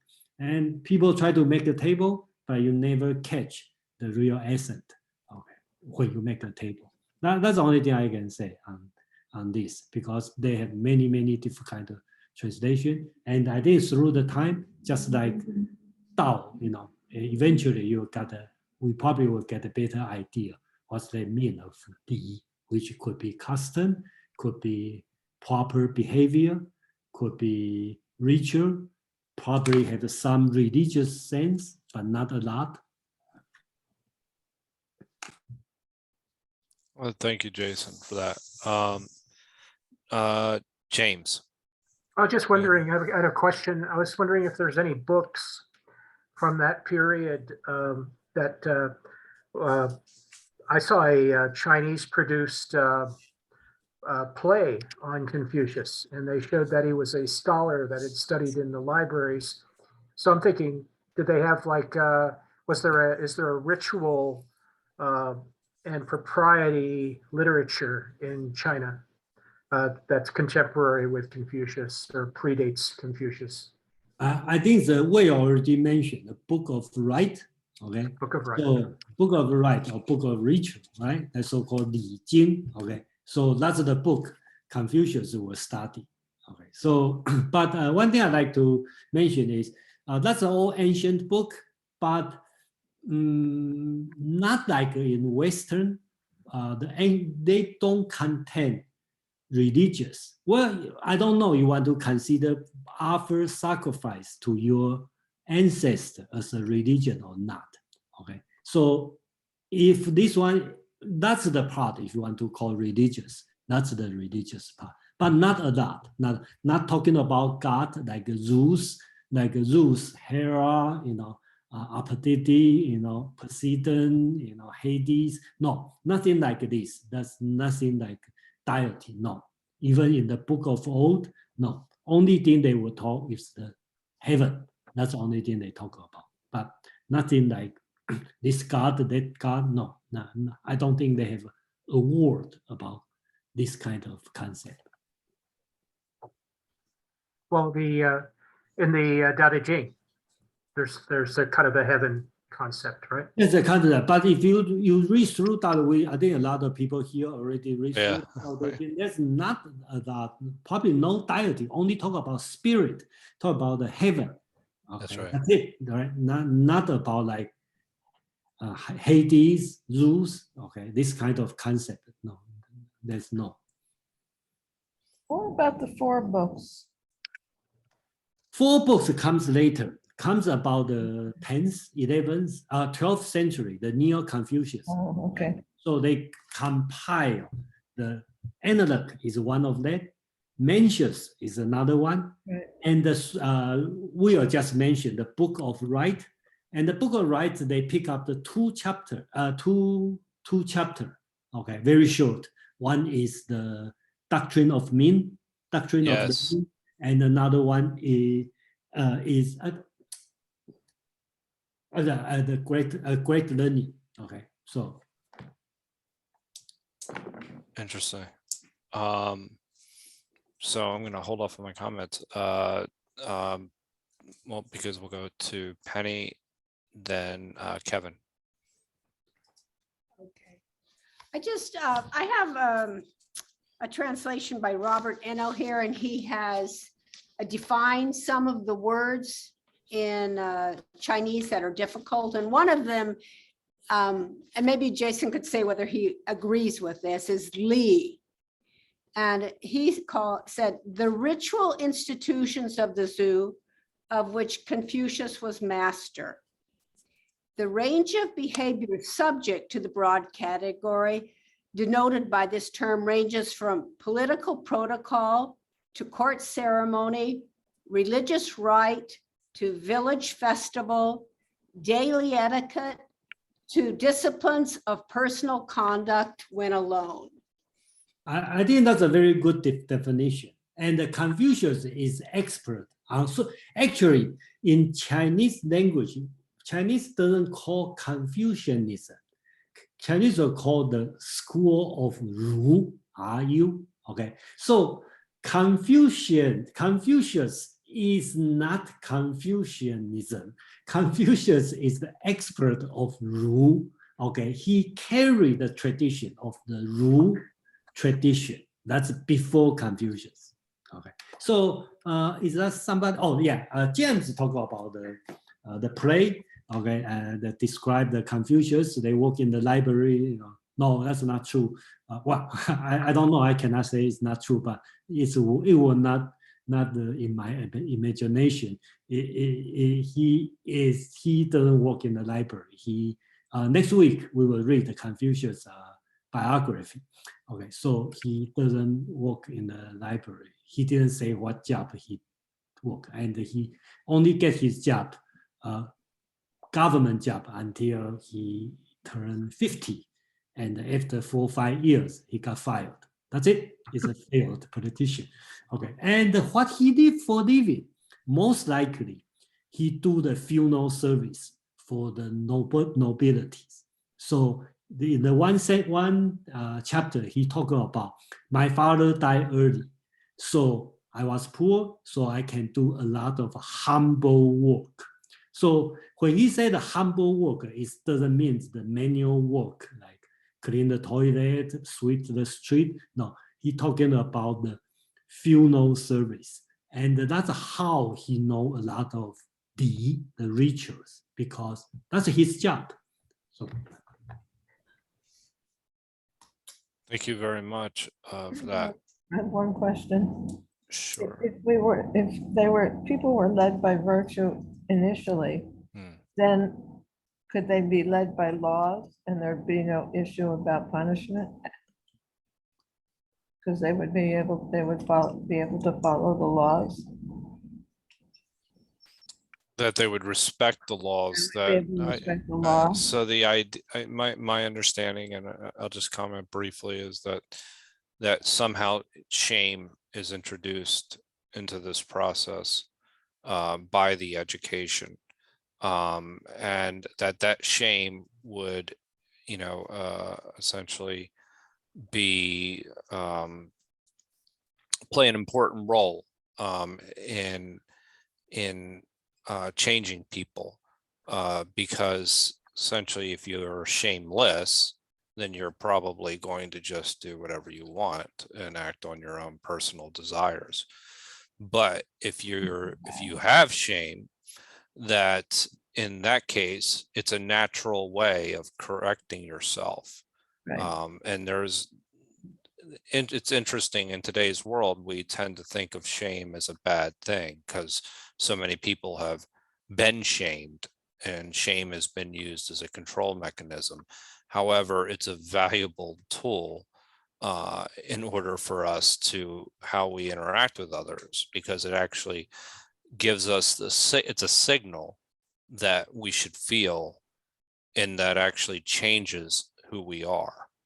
And so that we know it's the right thing to do. So I will, if you educate me and I'm being educated in virtue, I'm going to act, as Brian had maybe mentioned a little bit earlier, appropriately.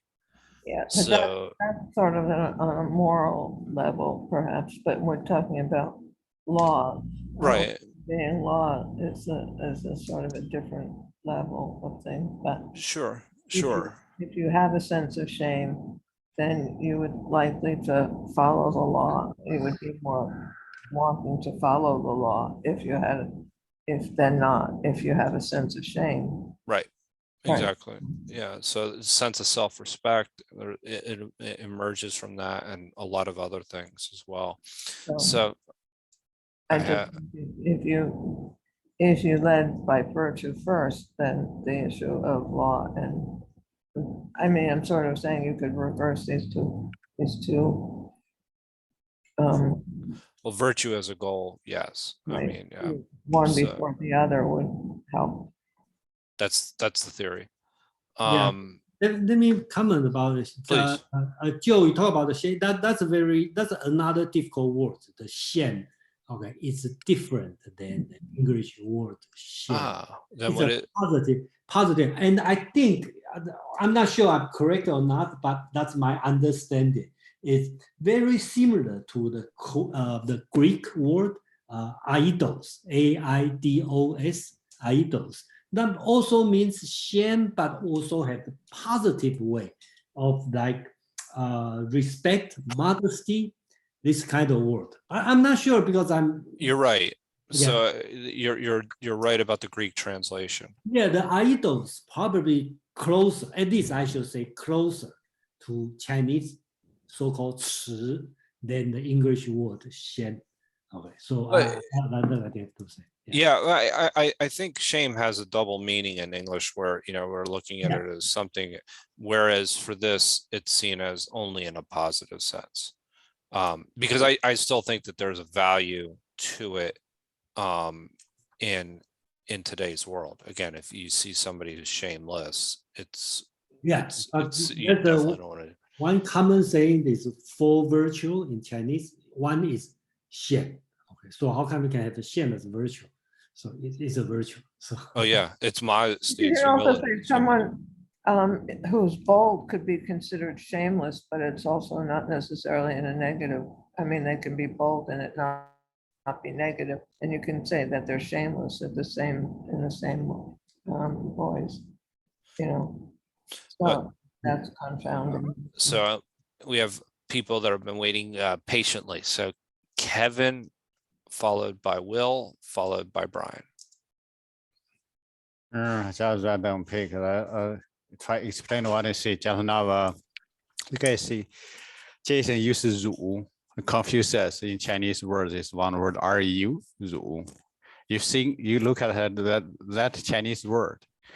The left side then is person plus she is need. Basically talk about the people's need. That's what Confucius. Well, what's the next figure about the oh, by the way, I a little bit suggestion for the Jason.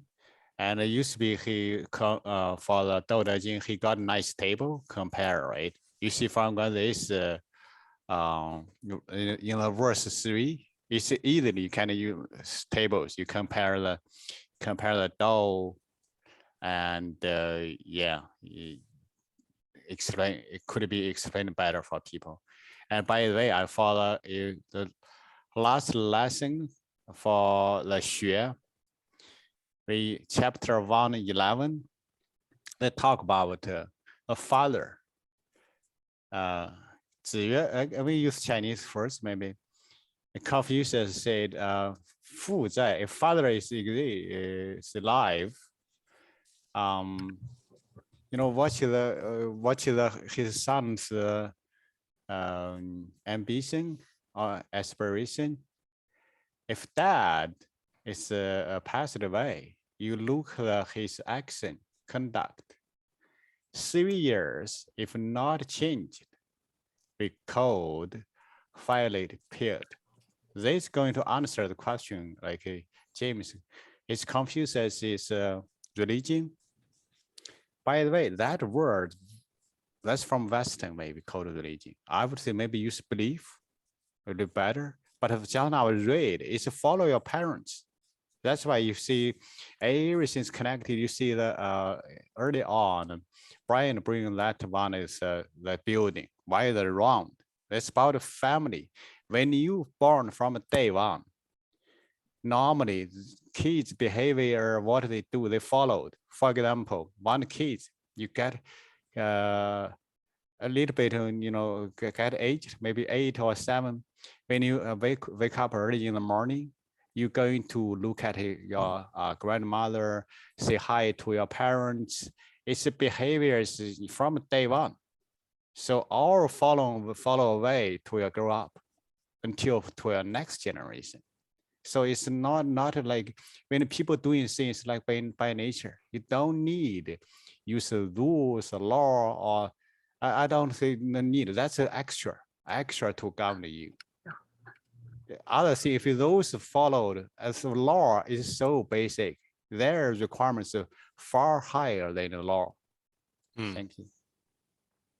That's an excellent connection you made between 11 and this one. Verse 3. Yeah. Verse 3. Yeah, that's a very, very interesting connection. By the way, the first one is go to the Xue, so about the learning. The sixth one is about governing. Basically, how to govern the country or community or state. Thank you. Thank you. So Will followed by Brian. Kevin just answered it a little bit. My question about Ru. You mentioned that Confucius would be considered a expert on Ru, and if anyone can explain that, define that, or explain what that is. Also, maybe a word that in English that has a better connotation would be conscientiousness, in terms of shame. I know in Buddhism, like the idea of shame is also seen as a virtue, but I get the sense that it's more of a noticing with us, and it doesn't have those sort of like psychological kind of connotations maybe that we have on it today, where it's like this kind of like state of almost depression or something. It's more like just I think a sense that maybe something bothers me as I notice it. But And gosh, there was one other thing I forgot, but thanks. That's okay. I think Kevin is answering whatever your question about rule Yeah. in the chat. Essentially, it's is it an educated man or a scholar? Is that the correct translation? So essentially, that's what, if I recall correctly there.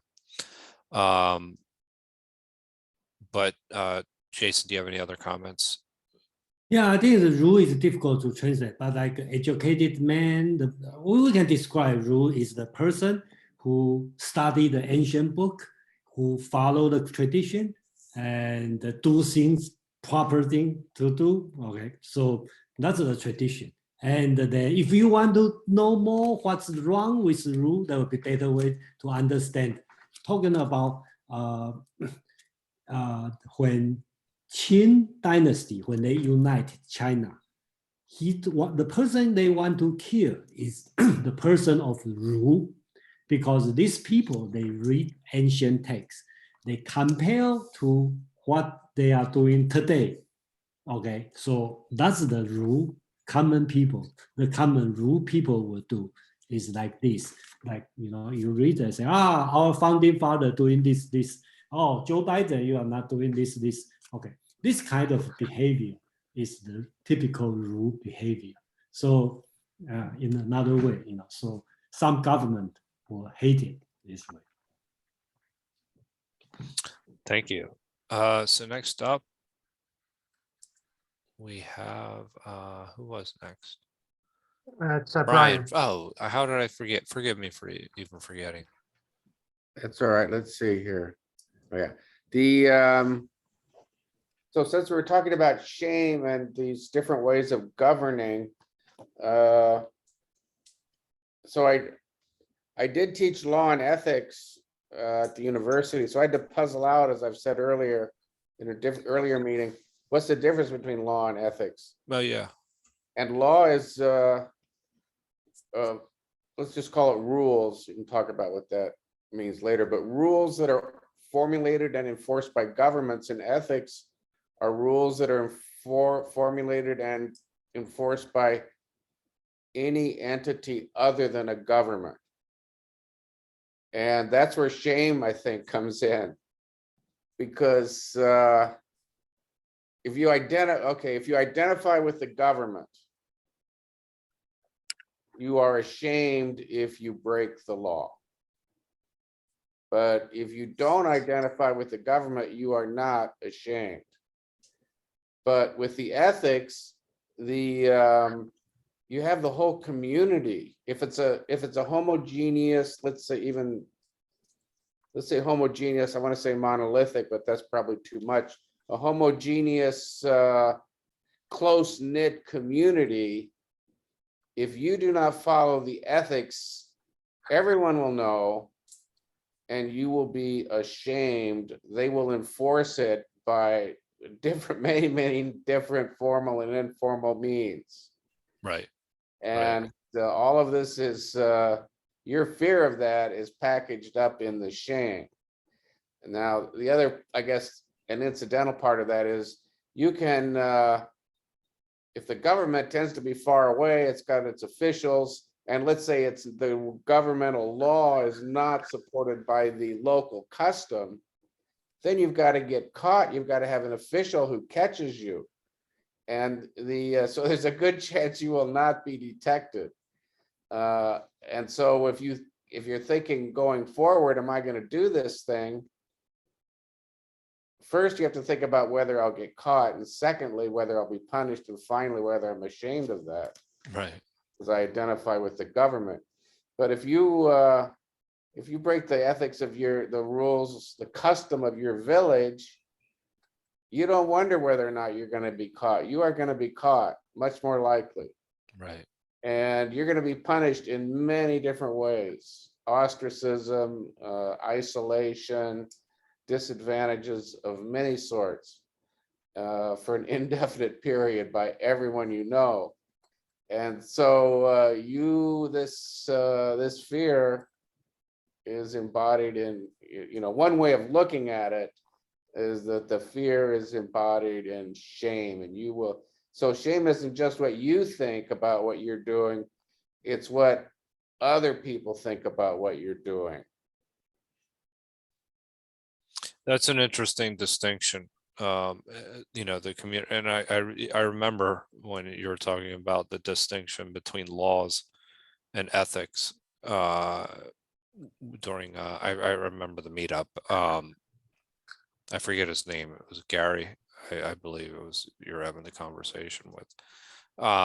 But it is true in a communal sense, the way shame would be used as the corrective measure for a behavior that's unacceptable to a group. And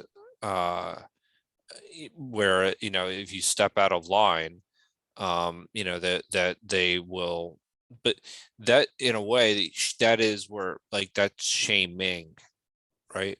Then someone, but they have Yeah. to be able to feel it.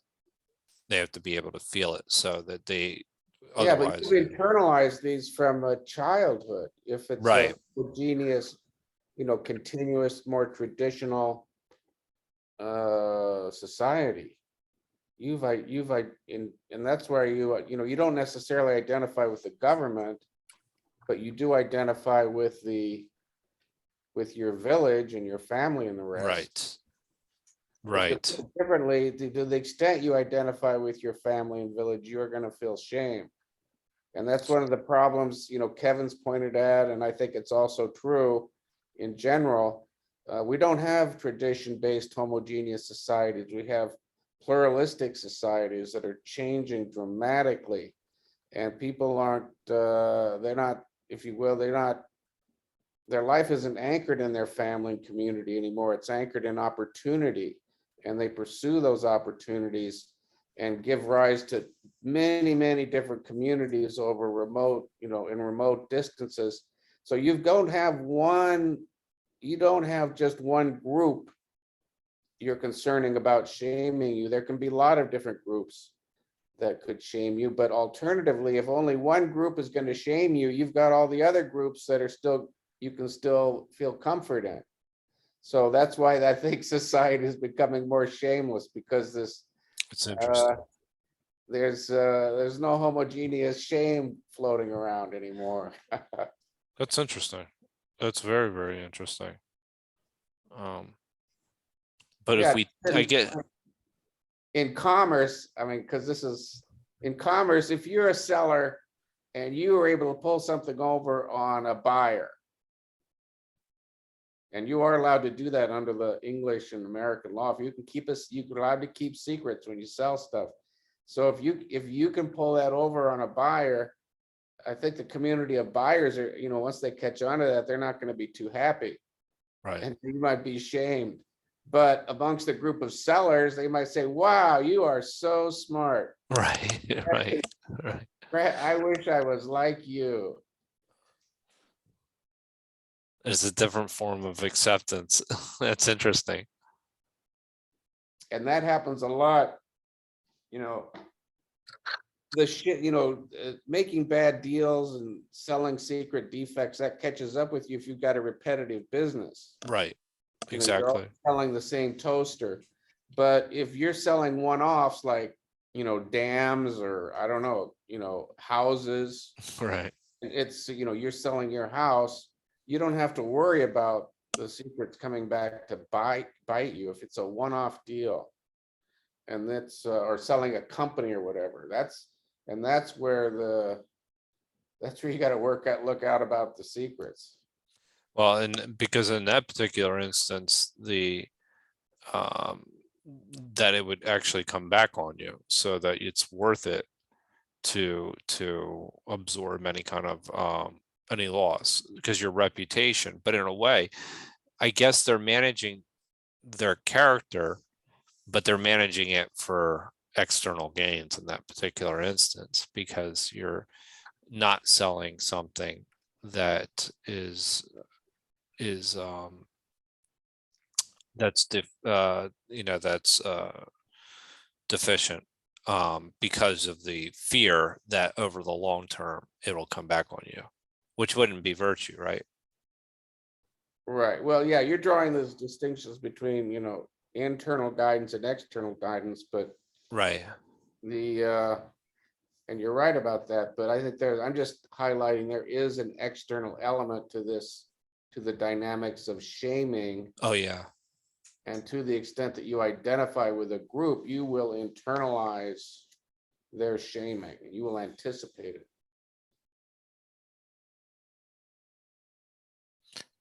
So thank you for that. Are there any other comments? Let me check real quick. No, there aren't. I'm really enjoying this series. I enjoy seeing everyone here. Kevin, actually, I see you have a comment. Yes, thank you, Jeff, for, I enjoy that part. You guys after read the text, but understand outside the text. I can share one thing. For example, in Qing or later on a dynasty, kind of basically, if I'm made something bad or mistake to kill somebody, my whole family tree get shamed, not just myself. You see how burden. And also, so they going to the punishment not just for myself, also apply to my family. It could. So that's from legalism. And also apply that concept. People accept or make logic. Okay, because my parent didn't educate me good. So that's why I make that kind of mistake. That's one. I see the drawback. I don't name, for example, I give you one example. Some community, not China, okay, even in the worldwide, in the village, if the one girl divorced, you hard to get married again. So that's like, you kind of see that from our modern day Western view. That's, whoa, how cruel that. Yeah, it is. It's definitely like you guys see it's a homogeneous, right? Society. It is. It's that circle is so big. You see that you cannot get around.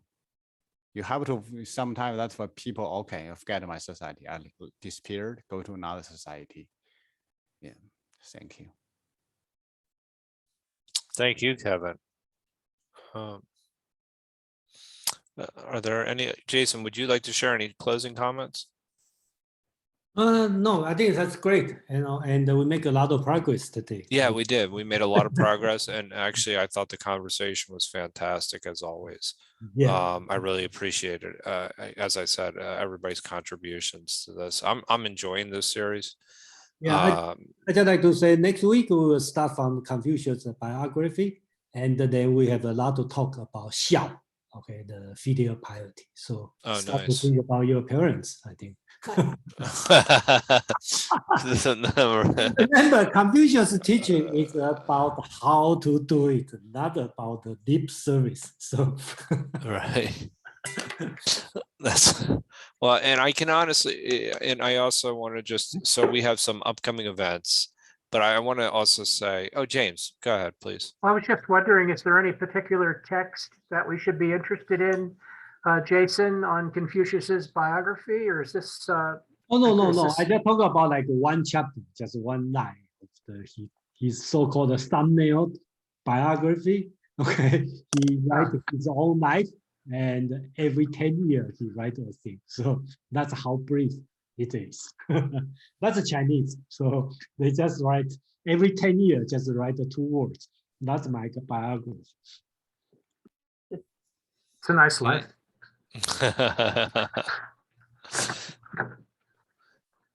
Yeah. Well, Not like America would write like 800 pages about the For Ulysses by James Joyce, it's 800 pages about walking around the city one day. yeah. Yeah, by the way, Japanese society for the king, right?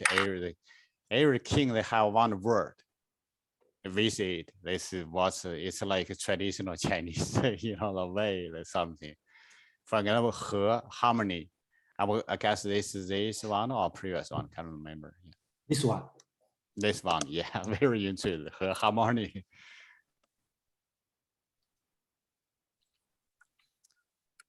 I can honestly say that, you know, I'm learning a great deal, not only from this and the dial, but also Jason's meetups on Saturdays have been phenomenal. And they've been excellent and just giving me, and one example was this evening, the idea of what we've learned about legalism and comparing that legalism into, you know, with Confucianism, and being able to compare these different schools of thought has been it's really a nice compliment if you can make the Saturday meetup. It's very well done. The presentations are excellent, and you won't be disappointed. So Let me talk about this Saturday since we please do. I was Yeah, about to, we are in yeah. the Confucius meetup today. This Saturday, we are going to, I'm going to talk about I decided to call it the Confucianism revolution. That happened on the 1st century in China. And they just kind of stopped all the 100 school, everything become Confucianism. Okay, and they get crazy and crazier. And the turnout have a revolution and change the dynasty. So Wow. and it failed, of course. Then, so you will see, you know, how does the Confucius put in the practice what's going on. So that's the historical account, and that's the subject I'm going to talk about this Saturday. Yes, and that can be, you can find that meetup both on the 52 Living Ideas website, as well as the Asian Philosophies meetup page. And it's Saturday, June 4th at 7 p.m. That's that should be actually excellent. And so with that, we also have some very exciting meetups ourselves coming up here at 52 Living Ideas. Thank you for tonight, Jason. Tomorrow is mapping the 12 virtues of rationality into Shrikant's centering diagram. That should be a lot of fun. I'm looking forward to that. We went through a process yesterday, and he has been gone for 2 weeks, and he's been working on that diagram. So it's quite interesting how you can take almost any topic and look at it visually using his diagram. So I really encourage people to attend. And then on Thursday and Friday, we'll be covering the Bhagavad Gita. We'll be continuing our way through that text. And on Saturday, it seems like I'm always hosting a meetup on Saturday at the same time that Yasuhiko is here. So, which is, you know, my loss. And that is the New Philosophy, New Cosmology, and New Ethics with Yasuhiko. And that will be at 11 a.m. on Saturday, June 4th. So if you can attend that, that would be fantastic. I almost want to cancel my meetup. So in any case, you know, thank you everyone for your time this evening and your comments. As I've said, I think that this is going really well, and I think that the fact that we made very good progress, and I don't think we compromised the dialogue at all, that it went really well, and I look forward to hopefully seeing everyone next week. I know everybody has lives, but I hope everybody makes the time to make it. So everybody have a great evening. Take care. Night. Good night.